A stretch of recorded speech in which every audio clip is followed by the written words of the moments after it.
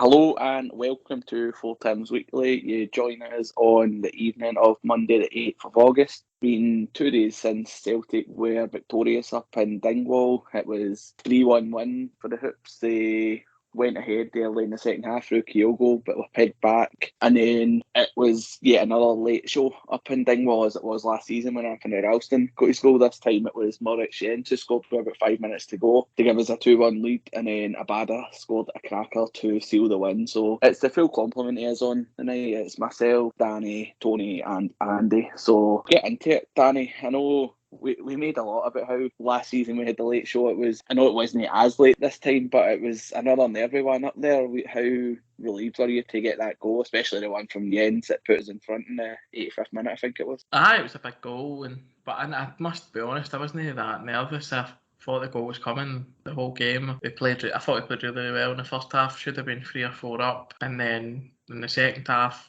got the goal. I thought we'll go to kick on. Let's go for a set piece, and then you're scrambling around a wee bit. But I thought we were in complete control of the game. I didn't think for a second that we weren't going to win it, even though Joe Hart pulled off a great save to keep it at 1 each. I never for a second thought we were only going to win. And then, Big Jens gets a goal in his first start. I was happy for him, even happy for me. I had a couple of quid on him at 11 to 1 anytime, and then Abada scored a great goal at the end. But obviously it's great to get the win, and when you get to the 85th minute you think it might not happen, but they played really well on Saturday. They got what they deserved, and 2 wins for 2 and plastic pitch up next. It's just all about getting the results.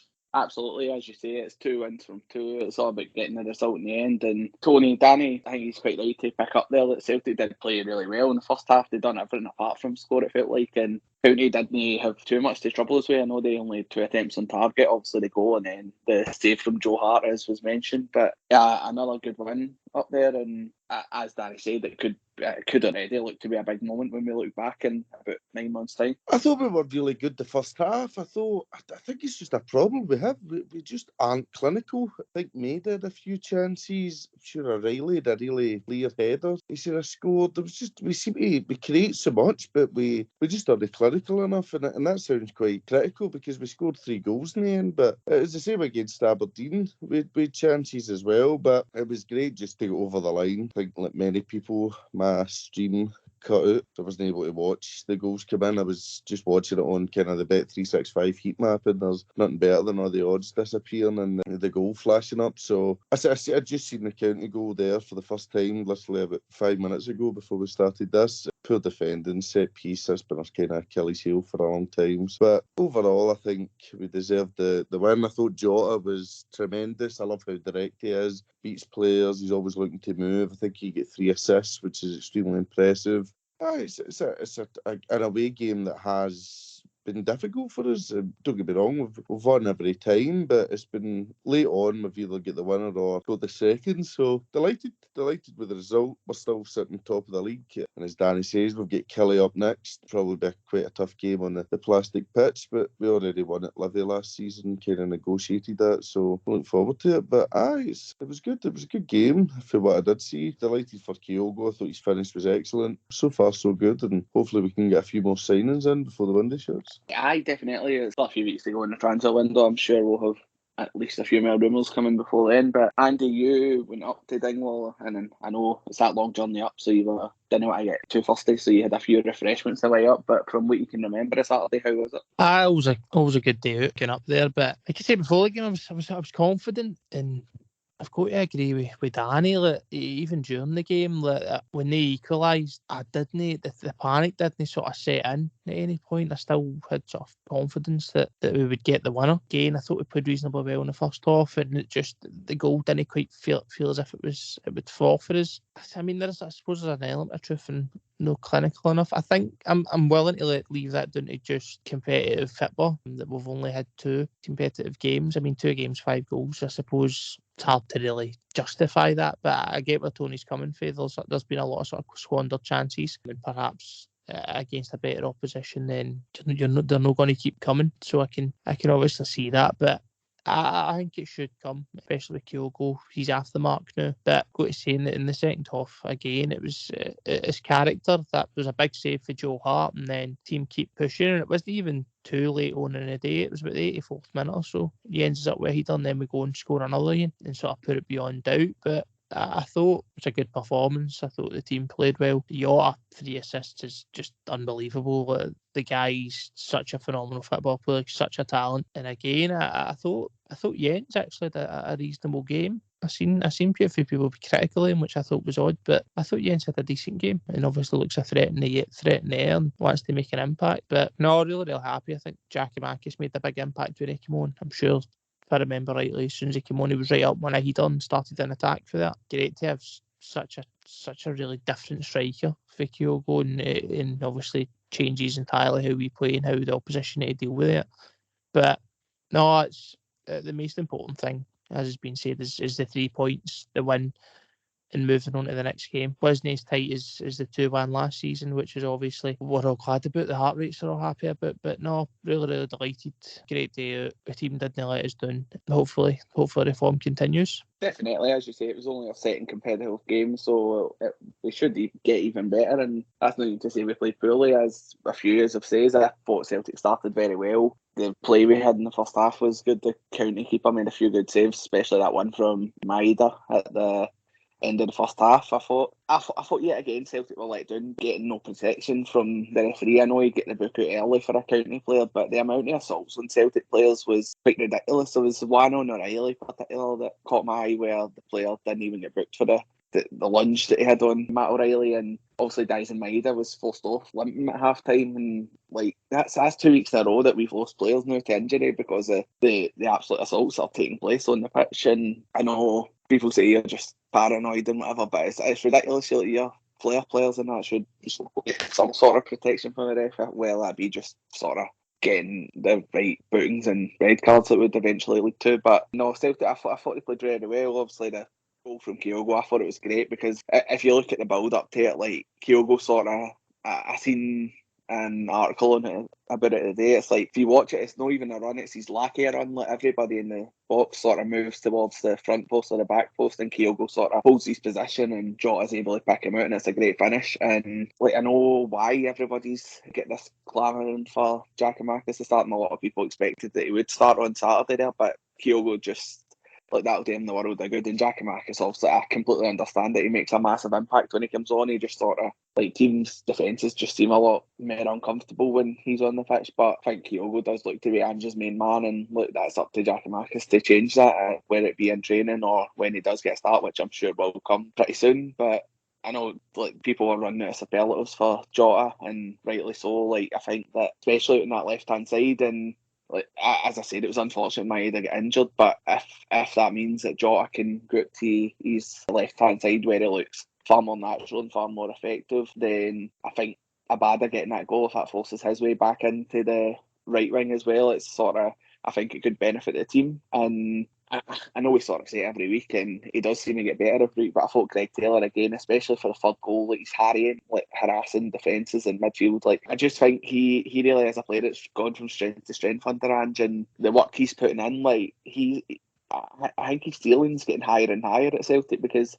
Ange is the best thing that's happened to him in terms of being at Celtic, because a lot of people, when Taylor first came in, they doubted him because they said he couldn't beat a man in that, but the way that Ange's got his fullbacks playing, it's not necessary to do that, and Taylor's just fitting that extremely well at the moment, and he's making it very tough for Bernabei to get in the team. I know he's still settling, but if Taylor keeps up this level, then it's going to be tough for anybody to replace him. But I know a few of you said you weren't nervous. I was quite nervous, like, and I don't know, as Tony said, like my stream cut out for about 15 minutes, and listening on the radio, like you sort of heard about that Joe Hart save at 1-1 as well, and I seen it back. It was a great save, and I know that he didn't have too much to do, but if that makes the save even more impressive because he's just always alert and ready to be there when needed. But no, it's one of the performances that like you need up at a place like Dingwall. I says it last week. We don't usually go away there and have pure comfortable victories, and yet again that was the case. But I'm really looking forward to Kilmarnock. It's just great to have Celtic back, and with these qualifiers you're still having to wait a week between games, so it'll be I'm buzzing for Saturday Celtic to be back again. But Danny, what are you thinking about that? Obviously Kilmarnock got promoted last season. It's a pretty much changed team from when they were last in the Premiership, but what are you expecting at Rugby Park on that beautiful plastic pitch?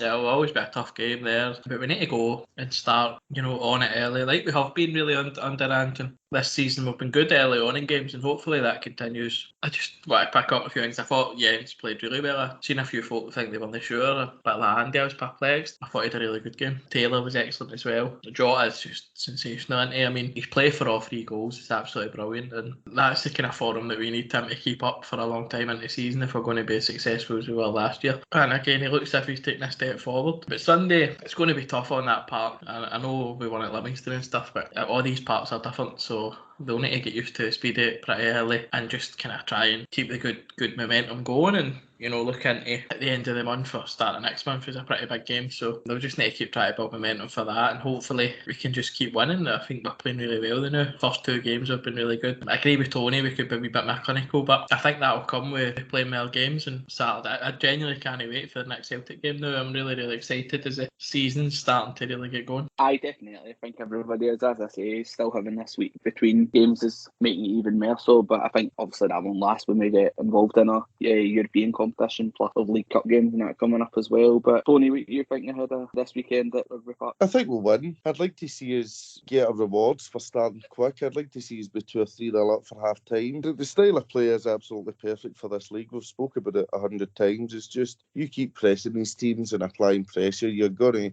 tire them out and you're going to get your rewards. So I don't think Kelly offered anything against Rangers at Ibrox based on the stats that I'd read. So I'd like to think we can go there, dominate the game and win 2 or 3-0. So I'll go for 2-0 Celtic, and I think we'll get our goals in the first half. Giacomakis double. And Andy, is there any sort of change to the lineup that you're hoping to see on the weekend? I know, as I say, Maida limped off. I know that'll probably take a few days to assess, but how would you line up? I even think if Maida was fully fit, I think Abada's certainly put himself back into the reckoning. I mean, his stats last season were outstanding, quite frankly, for a boy of his age, but I think he's certainly put himself in the reckoning. I mean, I know he got his goal, but I thought he was really busy when he came on the second half. He was trying to make things happen, and I've said it before about Abada, he's really direct. He scarcely ever really wants to go backwards with the ball, so I think that's obviously a massive positive. So I think even if Maida was sort of fully fit, I think there's an argument for Abada going there, although I do think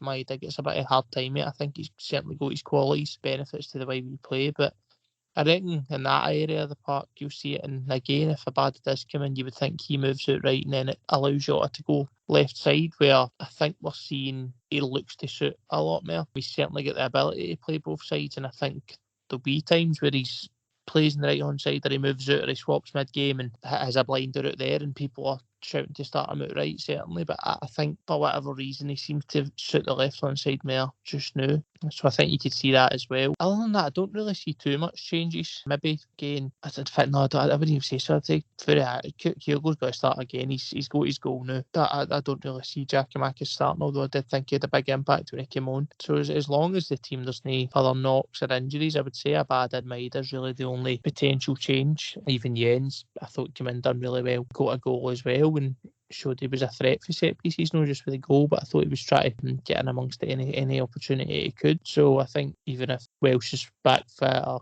anything like that, I think he's our staff out sort of fully fit enough to start. I think Jens has done absolutely no harm to that, and I think he should be in the reckoning again. But I don't think there'll be too many changes. I think it's a working formula at the moment, and players are getting opportunities off the bench. So I don't see that. But I'm confident getting into the game, Darren. As I say, it's just one of the fucking shitty places you need to go. The pitch is a mess. They've cut allocations. A lot of the other fucking teams in the league for whatever reason. So unfortunately, a lot of fans aren't going to get there. But confident getting into the game. I do actually think we're going to get rewarded for our quick starts against them. I don't think they're up to much. I think they're quite immobile at the back. We fucking diddies like Ash Taylor, who just seems to follow Derek McInnes about at times. And then it's just hatchet men, Alan Power, like the team. I don't really see much to their side at all. So I think we'll get rewarded for an early starting. I think we could hopefully put them in the end of doing, which couldn't happen to a nicer team, to be honest with you, because they're a fucking nightmare.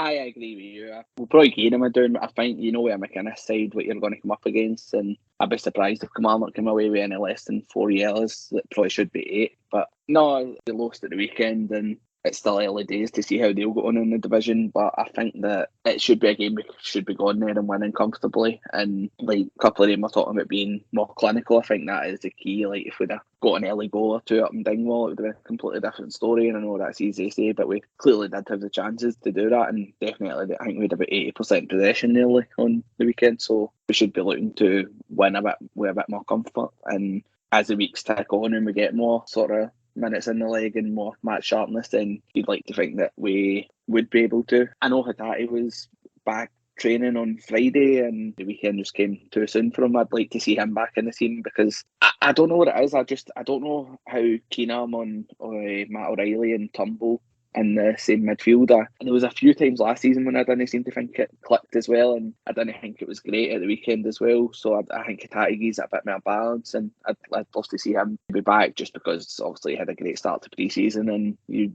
like to think that once he's back in he won't miss a beat again. But it'd be interesting to see if he's used guys like Moy off the bench as well, so you never know who he might get a start to. I don't know if he will bring Giakoumakis in from the start. I feel that, as you mentioned, with guys like Ash Wright and that, it might be more suited to a guy like Giakoumakis to start up there. And then if Abada's there and Jota's on the other wing, then Giakoumakis is sort of going to be there to occupy their centre halves and free up room for later. I wouldn't be surprised if he did bring him in from the start, and I wouldn't be against it either. Obviously, I don't really care who it is because that's the good thing we've got now. We've got two quality strikers that we can rely on. But I think it'll be a comfortable one, and I think that we'll come out and win quite comprehensively. Danny, you get anything else you want to add about the weekend? Anybody you'd bring in from the start? I'm just wondering if he'll go with the 4-4-2 like he did in the last 20 minutes yesterday. Saturday. Just wonder if the plastic pitch, and I know there's talk about Andrew no sacrificing his values now, but finished that game with 4-4-2 before he took Kyogo off. So I'm just wondering if maybe he might look to do it again. I don't think he'll bring him in for a first start or anything like that. I don't think that's the time or place, but I'm wondering maybe if he just splits the difference between Turnbull and Riley and starts with maybe Turnbull and plays Giakoumakis up front and with Kyogo, but I'm not too sure. I think he'll probably just stick to what he knows. Tony, what about the centre halves? I know Stephen Welsh missed out with illness, I think Ange said it was at the weekend, and Jens came in and got his goal, but obviously Carol Starfelt's been on the bench at the weekend as well. When we expect to see him back in the starting lineup maybe this weekend? Don't know. I know a lot of people are a bit iffy about playing players on the plastic pitch, but if he's fully fit, I suppose why not put him back in, or if they would rather bring him back at a home game. I think Ange has been quite deliberate with certain things when it comes to bringing players back into the mix. Might want to give him a home game where he gets a good ovation or something like that. So for me, any of the three's fine. Obviously Vickers is the main centre half. So if it's Jens, Welsh or Starfelt, I'll be quite relaxed, and then I would bring Hatate back in and I would bench Turnbull. I think that'll do us. It's obviously we do only one game to preview and one game to review. There's not as much point in us dragging it out for an hour as we done when we had 3 games a week last season. Tony's already gave his prediction. Andy, I'll take your prediction. Yeah, I should actually say we just started talking about. As I say, if Hatate is back fully fit, I would expect him to come back in. I think he's probably preferred, and I think he provides a better balance in the middle of the park. I'm going to say 4-0. I reckon we'll get a bit of going over, so I'll go for 4-0, and I reckon Abada will be back in the score sheet. Let me think. We'll go Hatate, Abada, Kyogo, and Giakoumakis. Danny, what's your prediction? I predict a thriller. I could be 3-2 to Celtic. Come on, let's go first. We'll go 2-1 up. They'll peg us back with a dodgy penalty, and then Giakoumakis will nut in the winner with about 20 minutes to play, and then we'll void it. Can I just let us have a casual Sunday stroll in Ayrshire? But I think we'll win quite easily. I think it'll be 4-1 to Celtic, and I do think Giakoumakis will get brought in from the start and he'll get a double, and Kyogo will come off the bench and get one, and the other one will be scored by Cameron Carter because I'll give him those Jens at the weekend, but I'll get to CCV this week. That's going to do us for this week's episode. We will be back next week to review this Kilmarnock game that we're speaking about now. Just before we go, I'd like to thank our sponsors for this show, who this week we're delighted to say is our old pals at Manscaped. As you know, we've worked with Manscaped in the past. A lot of you like hearing the adverts, use the products, use their discount code. Well, I'm delighted to say that the best in men's below the belt grooming are back sponsored by your favourite podcast, and they're here to offer you the precision engineered tools for your family jewels. All you need to do is use our code 4Tims, and that'll get you 20% off of your purchases at manscaped.com. So head over there, see if you can see anything that tickles your fancy, and use our code and it'll get you a wee discount as well. But Aye, that'll do us for this. We will speak to you next week when hopefully the Celts are 3 from 3 in the league. Cheers for listening.